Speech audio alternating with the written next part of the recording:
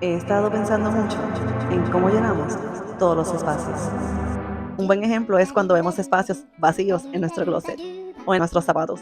Siempre decimos, porque me incluyo, ahí falta un zapato o ahí me cabe un zapato más. Y ahí en el closet cabe un par de piezas de ropa. Y realmente no es así. A veces también es necesario tener ese espacio y hay que mirarlo de otra manera. Tengo este espacio, déjame organizar mejor y se ve visualmente más limpio. Y con ese pensamiento estoy aprendiendo a que no todos los espacios tienen que llenarse.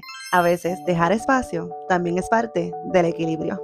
Elegir con intención ya es parte de mí. Nos vemos el viernes.